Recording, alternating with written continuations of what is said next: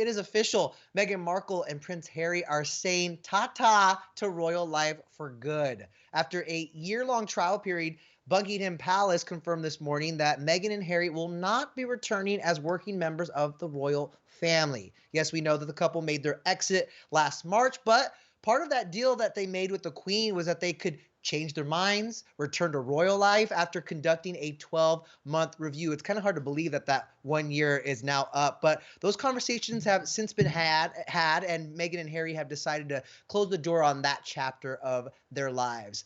Now, the Queen herself confirmed the news in a statement from Buckingham Palace that goes on to explain the terms of their agreement. The statement reads in part, quote, "It is not possible for the Sussexes to continue with the responsibilities and duties that come with a life of public service." Now, it's not all bad blood, though, because it goes on to say that while all are saddened by Harry and Meghan's decision, they remain much loved members of the family.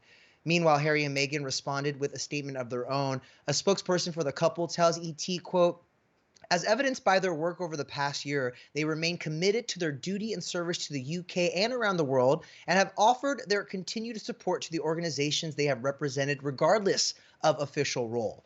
The Sussexes go on to say, quote, "We can all live a life of service. Service is universal." I kind of love that. Now, if you Mhm. guys are wondering what exactly this all means, don't you worry, we've got you covered. The biggest change is that the majority of Meghan and Harry's duties will revert back to the Queen until she is able to redistribute them to other members of the royal family. So get ready, Will and Kate, your lives are about to get even busier and crazier. Wow. The responsibilities that Harry is most upset to lose are his military responsibilities. Of course, he's so proud of his time in the Royal Army, and we didn't really want to see him have to give those duties up, so that one's kind of a bummer.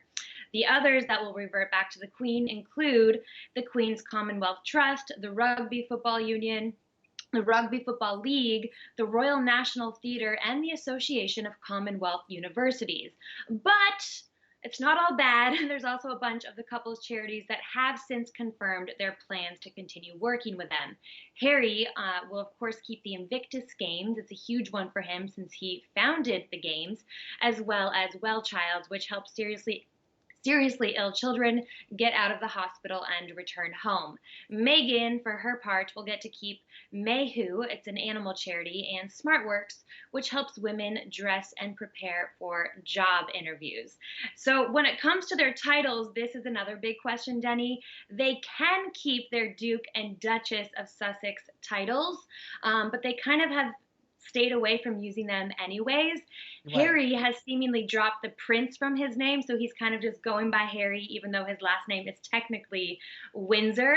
So he's kind of going the Madonna route, just Harry. Just Harry. I mean, I want to respect Just the man's Harry. wishes, but I don't know about you. I feel like he will always be Prince Harry to me. Like I feel like that just doesn't evaporate for me. Me too. It is interesting though. So on baby Archie's birth certificate, neither of them have their last names on there at all. They actually Right. have a lot of the royal titles in there. So I'm like, pick a lane. Are you royals? Are you not? I know they're kind of living the best of both worlds, which I can only Yeah. imagine what that might feel like for Prince William and Kate, especially now that they're taking on more of those responsibilities until I they're know. redistributed.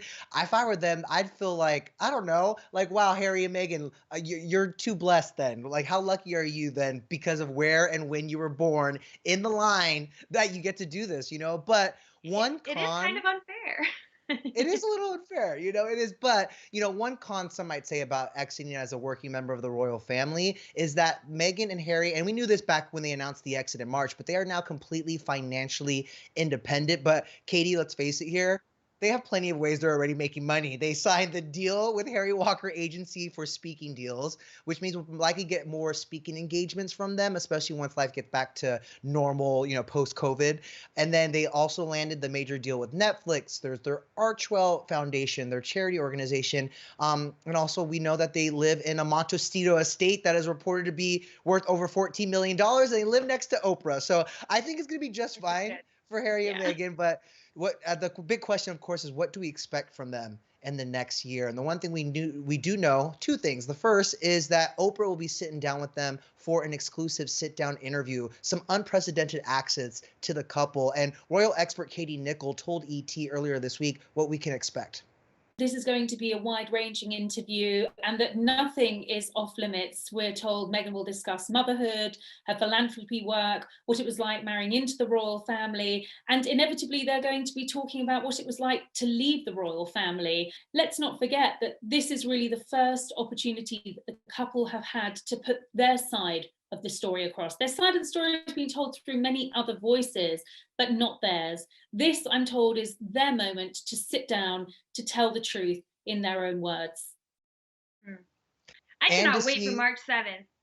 Right, exactly. March 7th, the Oprah conversation, but also we get a glimpse of Megan's baby bump. They're, of course, expecting baby number two as well. So it's going to be a big year ahead for them. And also, there are neighbors too, Katie. They're in California. So I wouldn't haven't you seen them know? yet.